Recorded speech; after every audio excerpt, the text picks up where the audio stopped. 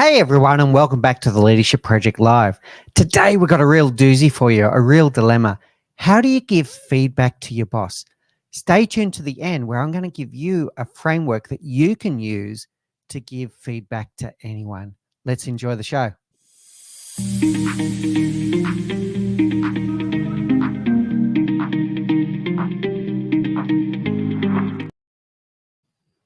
So today's live stream is all about giving feedback, specifically giving feedback to your boss. And I know that this can be a real challenging dilemma for many people. It can be very nerve-wracking. It can be daunting. It can really make you question yourselves before you take that step as to, do I give the feedback? Do I not give the feedback? When do I give the feedback? How do I give the feedback? It's a really challenging and doozy situation.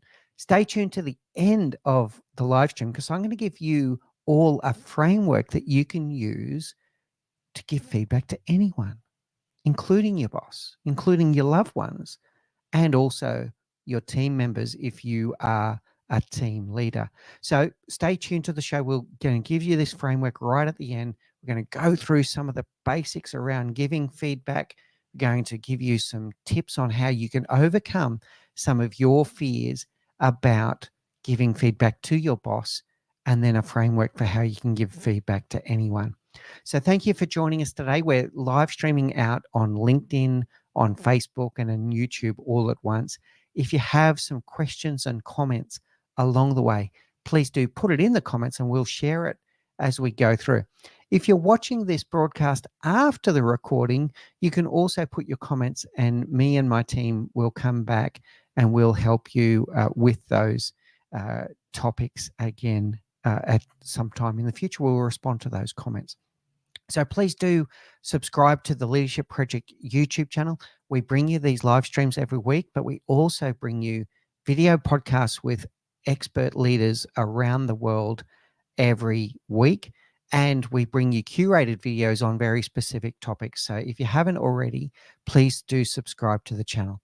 Now, without any further ado, let's get into this. This is a really challenging conversation, and I want to give you as much value here as I possibly can. So how do you give feedback to your boss? As we get into the content, I want to share with you a few things that have happened on the Leadership Project this week. We have been joined by Sarah Olivieri, who is the mastermind behind an organization called Pivot Ground. And she shared with us the topic of leadership in the not-for-profit world.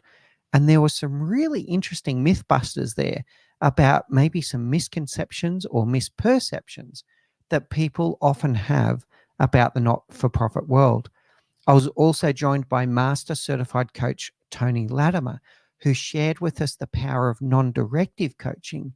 And it's about the power of removing interference and distraction that can really elevate us into the high-performance world.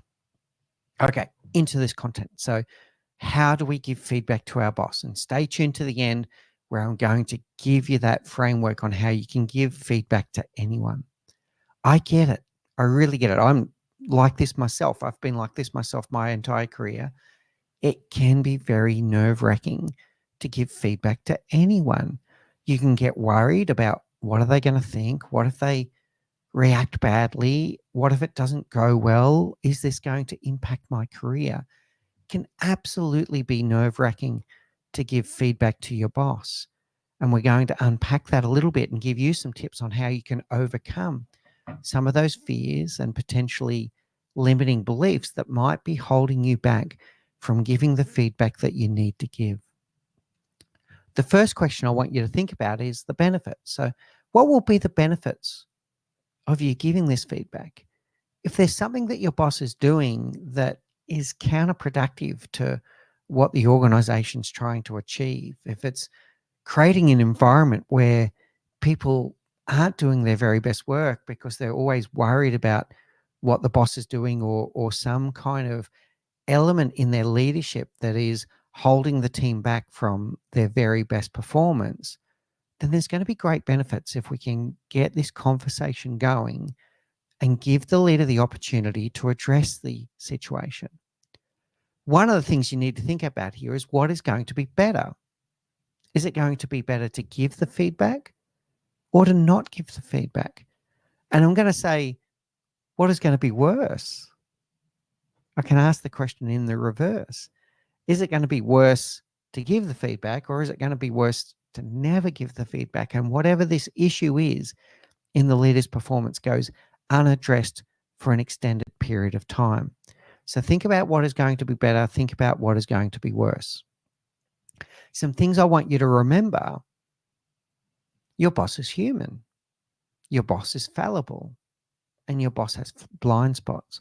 Your boss cannot fix something that they don't know about. So if it's a self-awareness issue where they're not aware of how their behavior and their leadership is impacting those around us, they can't address it. So you could almost say it's unfair to them if we don't tell them, because they can't fix what they don't know about. So I want you to think about that feedback is a gift. It's a gift that you're giving them. You're giving them the opportunity to address something that they may not be aware of. And I've got to say that if people have got feedback to give me and they don't give it to me, I'd be mortified if I was doing something wrong that I didn't know about and I didn't have the opportunity to address it. So this is where feedback is a gift. Coming back to your boss being a human being, they're employees and they're team members just like you are. They want the same things. They want to be seen. They want to be heard. They want to feel valued. People generally crave feedback. It's not a universal rule, but generally they crave feedback. They want to know what they're doing well and what they're not doing well so that they can continue to improve as a human being. So let's give them that. Let's give them that feedback. Let's give them that feedback that makes them feel seen, heard, and valued, makes them feel appreciated. Even constructive feedback on the negative side, let's call it, still makes me feel seen and heard, that someone has seen my actions, has heard my actions, that I matter, and they're addressing these things with me because I matter to them. And it drives an element of external validation, that if someone has taken the time to give me feedback, it does mean that there is some things here that I can work on, that I can continue to do better at. And to wrap that up, a phrase that I'd like you to take away from this is that it's a show of your love and care. If you go out of your way to give feedback to your boss, you're demonstrating to them that you love and care for them more than your fear of the uncomfortable conversation. So it's a show of love and admiration to be able to have the courage to act and step forward and give that feedback. And what I encourage you to do there is to give it with high candor. The idea here is to challenge directly and care personally. So high candor is to be specific, is to be very direct around giving feedback so that the person can take it seriously, that the message is not so watered down that they've missed the point of the message in the first place. So high candor, challenge directly and care personally. Now, that is not a license to be a jerk. So we're not talking about that. Radical candor and high candor, it's not a license to just be a jerk in the workplace, but it is to challenge directly, care personally, and to do so with an air of respect. And we've got a comment here coming through from my wife, loving this session. So feedback's a tough one. And I know that a lot of people do struggle with this. And that's why I'm glad to start this series of how-to videos with this concept of how to give feedback to your boss. Now, what about when to do it? I'm going to say when to do it and when not to do it. First thing, do it in private. Wherever possible, do it in private. Do it in your one-on-ones. You might even take them out of the environment and have a coffee together. Do it in private. Try to avoid doing it in front of their boss. Definitely don't do it in front of a client. And as much as possible, minimize doing it in a team member environment. There will be exceptions to that rule. It might be that the boss is inviting feedback in a group environment. That's fine. Step forward. But generally, do it in those one-on-one sessions and do it in a way that is going to give them the time and the space to process what you're telling them. The next thing is to do it timely. Feedback usually does not age well. You need to do it in a way that is as close as possible to the event that you're giving the person feedback on. So it's in their memory, the event that just occurred. Now, if there's an emotionally charged situation, you might give a little bit of time and space for things to calm down first, but don't let it age. Give timely feedback early and often in terms of where they need to work on their craft. Also want you to remember that as a leader, it can be very lonely. It can be very lonely as a leader. And if you're not giving them feedback, they may not be getting feedback from anyone. Their boss, their colleagues may not be giving them feedback. They may not be getting honest feedback. Particularly the higher they go in an organization, there's a reduced probability that someone's actually telling them what they need to hear. And they get further and further detached from what's going on the grassroots of the business or the organization. And they get further removed from understanding how their behavior as a leader is impacting those around them as people stop giving them honest feedback about what they're doing well and what they're not doing well. So they may not know how they're being perceived. In this vacuum of feedback where no one is telling them what they need to hear, they may not understand how they're being perceived. In fact, in the absence of critical feedback, they may just start assuming, oh, I'm the best leader in the world. I'm knocking it out of the park every single day.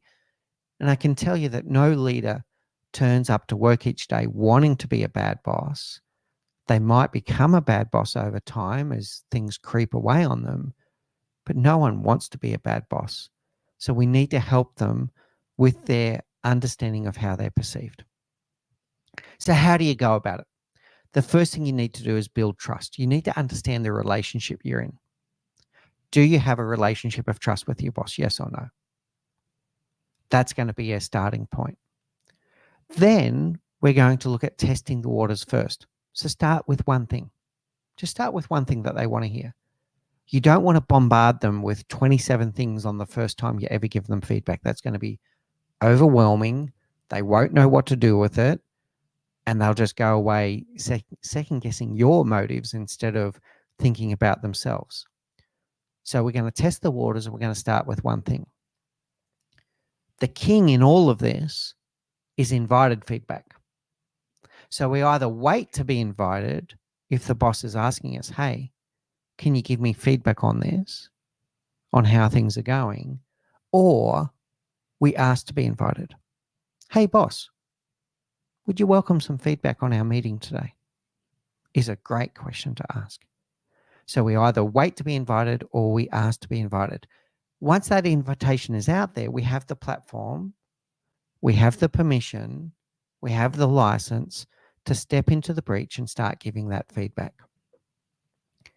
Now, this is going to sound very counterproductive here, but there's serious power in the technique that I'm about to share with you. Start with your perspective.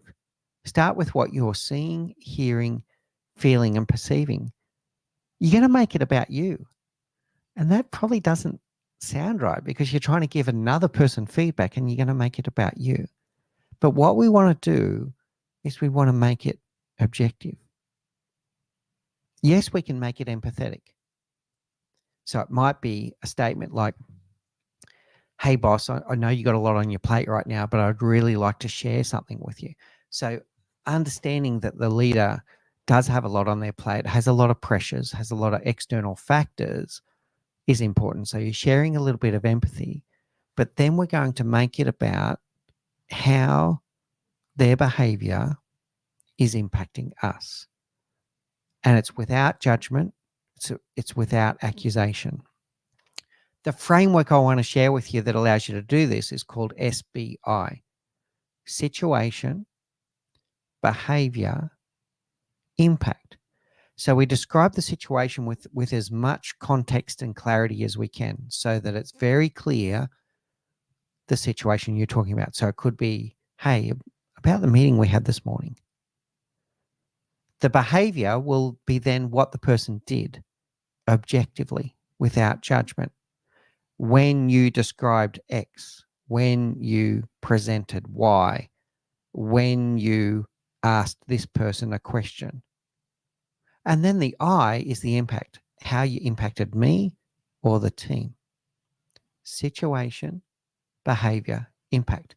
The best way to bring this to life for you is to give you a few examples. So it could be in the meeting just now, situation.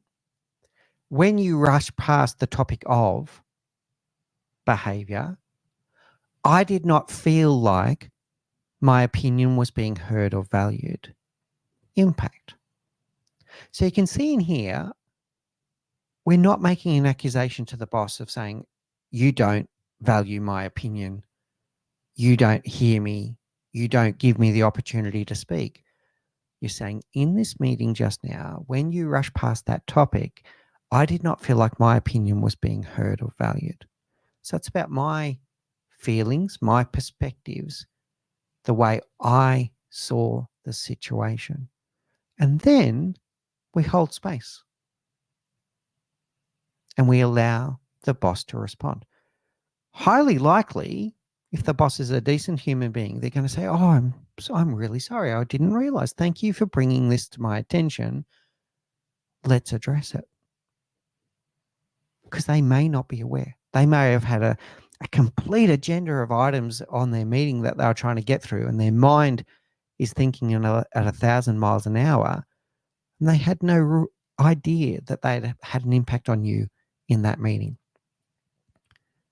Another example. In the meeting just now, when you made a comment about topic X, it came across as dismissive.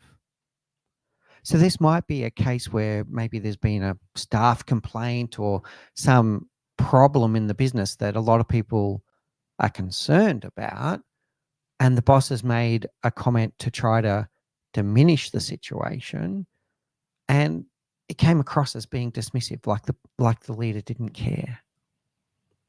So once again, we're not passing judgment here. We're just being factual. The situation in the meeting just now, the behavior, when you made a comment about the impact, it came across as dismissive. This is something a leader can work on. One more example.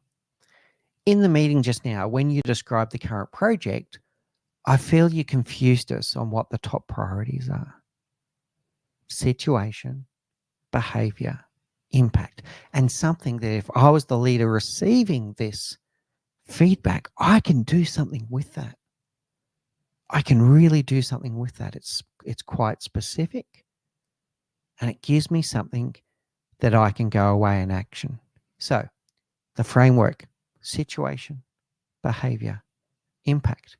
Now, as mentioned, you can use this framework to give feedback to anyone, a loved one, a friend, a team member.